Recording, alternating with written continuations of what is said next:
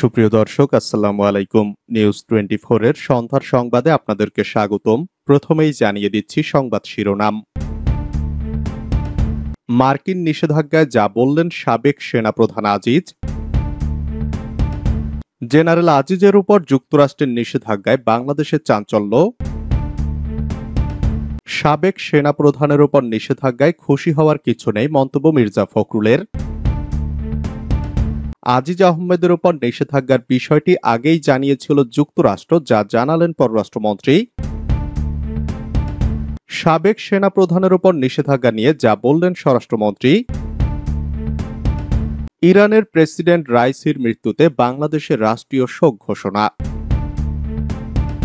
এতক্ষণ শুনছিলেন সংবাদ শিরোনাম। পুরো খবর পেতে ভিডিওটি শেষ পর্যন্ত দেখুন। সর্বশেষ সংবাদ পেতে চ্যানেলটি সাবস্ক্রাইব করুন। এবার বিস্তারিত। মার্কিন নিষেধাজ্ঞায় যা বললেন সাবেক সেনাপ্রধান আজিজ। পরিবার এবং নিজের উপর মার্কিন যুক্তরাষ্ট্রে প্রবেশের নিষেধাজ্ঞার খবর শুনে অবাক হয়েছেন বাংলাদেশের সাবেক সেনাপ্রধান জেনারেল আজিজ আহমেদ। তিনি বলেন, 2021 সালের 1 ফেব্রুয়ারি আল জাজিরায় all the prime minister's man নামক একটি নাটক মঞ্চস্থ হয়েছিল। তার সাথে এই নিষেধাজ্ঞা সম্পৃক্ত ওতপ্রোতভাবে। সোমবার দিবাগত রাতে ইউনাইটেড স্টেট ডিপার্টমেন্ট অব স্টেটের ওয়েবসাইটে প্রকাশিত এক বিবৃতিতে বাংলাদেশের সাবেক সেনাপ্রধান জেনারেল আজিজ আহমেদ এবং তার পরিবারের উপর নিষেধাজ্ঞার তথ্য জানানো হয়। তবে এক বন্ধুর মাধ্যমে মঙ্গলবার সকালে বিষয়টি জেনেছেন আজিজ আহমেদ। তিনি বলেন, সকালে আমার এক বন্ধু কপিটি পাঠিয়েছে, তার মাধ্যমে বিষয়টি জেনেছি। সপরিবারে নিষেধাজ্ঞার খবর প্রকাশিত হওয়ার পর মঙ্গলবার দেশের একটি বেসরকারি টিভি চ্যানেলে দেওয়া বক্তব্যে এসব কথা বলেন সাবেক সেনাপ্রধান আজিজ আহমেদ। তিনি বলেন, প্রথম অভিযোগ হলো আমি আমার ভাইকে বাংলাদেশের যে আইন আছে তার অপরাধ কর্মকাণ্ড থেকে সে যেন এড়িয়ে চলতে পারে, সেজন্য আমি আমার পদ পদবি ব্যবহার করে তাকে সহযোগিতা করে করাপশন করেছি। এর উত্তর হলো আমার সেই ভাই আমি জেনারেল হওয়ার অনেক আগেই বিদেশে। সে বৈধ পাসপোর্ট ব্যবহার করে গিয়েছে। এখানে আমার পদ পদবি ব্যবহার করে দেশের প্রচলিত আইন ফাঁকি দেওয়ার বিষয়ে সহযোগিতা করেছি, এটা সঠিক নয়। দ্বিতীয় অভিযোগ, আমি আমার ভাইকে মিলিটারি কন্ট্রাক্ট দিয়ে ঘুষ নিয়ে দুর্নীতি করেছি। কেউ যদি প্রমাণ দিতে পারে আমি বিজিবি এবং সেনাবাহিনীর প্রধান থাকা অবস্থায় আমার ভাইকে বা কোনো আত্মীয়কে কন্ট্রাক্ট দিয়েছি, এটা যদি প্রমাণ করতে পারে সেক্ষেত্রে আমি কনসিকুয়েন্স মেনে নিতে প্রস্তুত আছি। আজিজ আহমেদ বলেন, আমি কোনো অপরাধ করিনি যে শাস্তি পেতে হবে। তারা আমার বিরুদ্ধে যেসব অভিযোগ তুলেছে তার কোনো প্রমাণ থাকলে আমাকে দিক। মার্কিন পররাষ্ট্র দপ্তরের মুখপাত্র ম্যাথু মিলার সোমবার রাতে এক বিবৃতিতে উল্লেখযোগ্য দুর্নীতির অভিযোগে আজিজ আহমেদকে চিহ্নিত করার কথা জানান। এর ফলে তিনি ও তার পরিবারের সদস্যরা যুক্তরাষ্ট্রে প্রবেশে অযোগ্য বিবেচিত হবেন।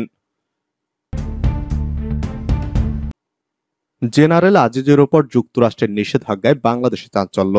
সাবেক সেনাপ্রধান জেনারেল আজিজ আহমেদের উপর মার্কিন নিষেধাজ্ঞার খবরে ব্যাপক চাঞ্চল্য সৃষ্টি হয়েছে বাংলাদেশে।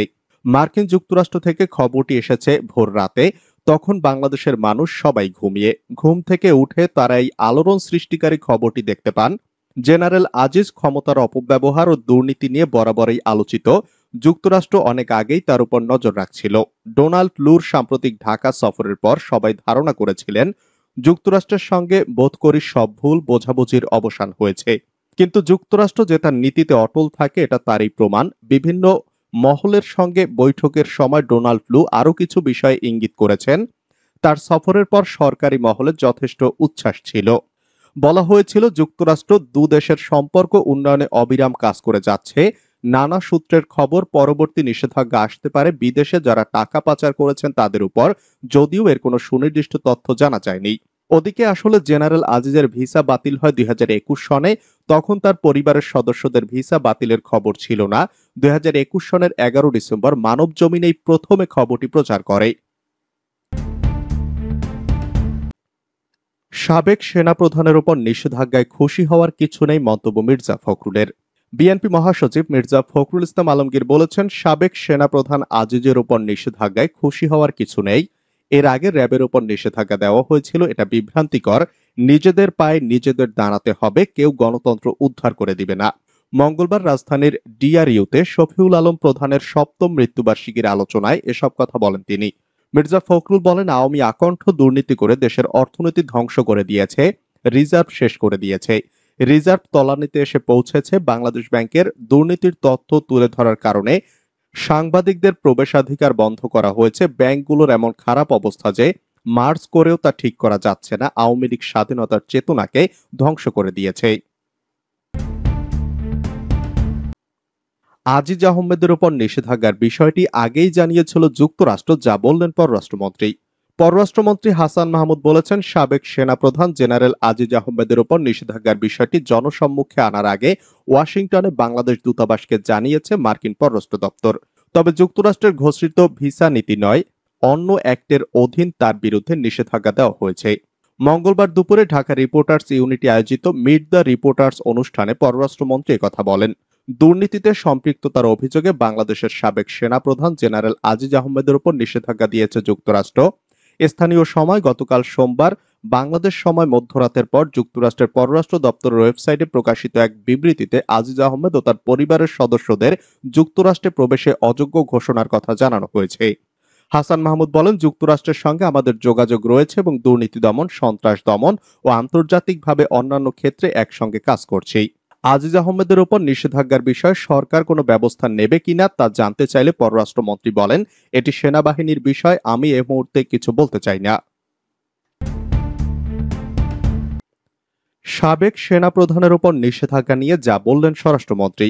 সাবেক সেনাপ্রধান জেনারেল আজিজ আহমেদের উপর মার্কিন নিষেধাজ্ঞা আরোপের বিষয়টি এখনো আনুষ্ঠানিকভাবে পাননি বলে জানিয়েছে স্বরাষ্ট্রমন্ত্রী আসাদুজ্জামান খান। তিনি বলেছেন, কেন এই নিষেধাজ্ঞা আসছে সেটা আমার কাছে এখনো আসেনি, আমি কেবল একটি বিজ্ঞপ্তির কথা শুনেছি।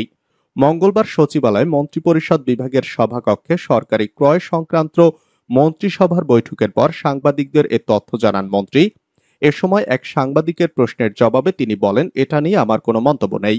কেন এই নিষেধাজ্ঞা আসছে সেটা আমার কাছে এখনো আসেনি, আমি কেবল একটি বিজ্ঞপ্তির কথা শুনেছি।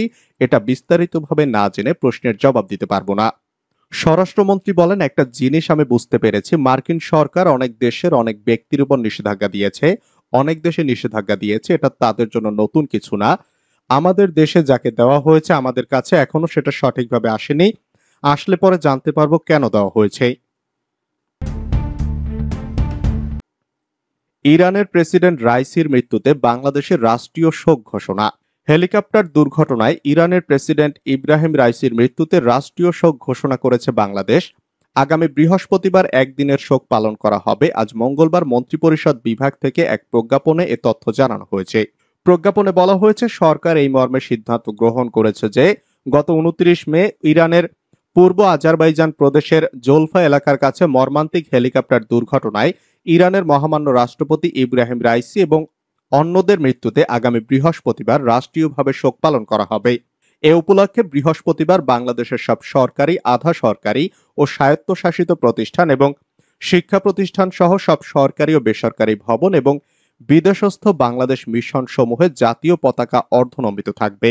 প্রজ্ঞাপনে আরো বলা হয়েছে, একই সঙ্গে বৃহস্পতিবার নিহতদের বিদেহী আত্মার শান্তি কামনার জন্য বাংলাদেশের সব মসজিদে বিশেষ দোয়া অনুষ্ঠিত হবে, অন্যান্য ধর্মীয় প্রতিষ্ঠানে বিশেষ প্রার্থনার আয়োজন করা হবে।